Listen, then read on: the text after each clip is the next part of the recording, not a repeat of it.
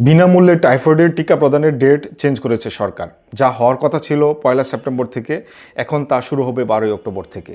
মোট 18 কর্মদিবস এই টিকাদান কর্মসূচি চলবে। প্রথম ধাপে মোট 10 দিন বিদ্যালয়ের ক্যাম্পের মাধ্যমে শিক্ষার্থীরা এই টিকাটি গ্রহণ করতে পারবেন।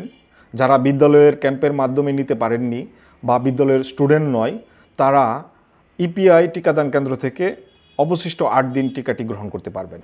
মূলত 9 মাস বয়সী থেকে 15 বছর 11 মাস 29 দিন বয়সী মোট 5 কোটি শিশু কিশোরদেরকে টিকা প্রদানের কর্মসূচি হাতে নিয়েছে সরকার। ওয়ার্ল্ড হেলথ অর্গানাইজেশন কর্তৃক শতভাগ পরীক্ষিত এই টিকাটি গ্যাবি ভ্যাকসিন অ্যালায়েন্স সরবরাহ করেছে আমাদের দেশে, যা ভারত থেকে ক্রয় করেছে। ইতিমধ্যে সকল টিকা আমাদের দেশে চলে এসেছে।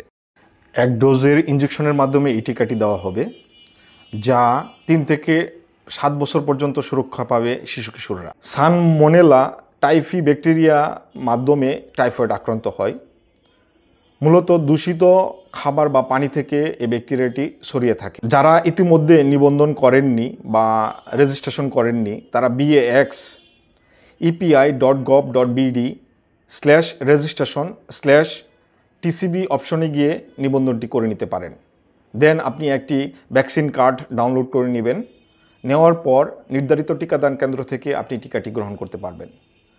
টিকাটি নেওয়ার পর অনলাইনের মাধ্যমে আপনি টাইফয়েড ভ্যাকসিন সার্টিফিকেট পাবেন। শোনা যাচ্ছে যাদের জন্ম সনদ নেই, তারা পিতামাতার মোবাইল নাম্বারের মাধ্যমে নিবন্ধনটি করে ইপিআইয়ের টিকাদান কেন্দ্র থেকে টিকাটি গ্রহণ করতে পারবেন।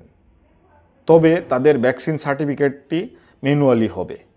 এই বিষয়ে আমার একটি ভিডিও রয়েছে, বিনামূল্যে টাইফয়েডের টিকা, তা আপনারা দেখে নিতে পারেন। বিস্তারিত জানতে 1-62-63 কল দিতে পারেন।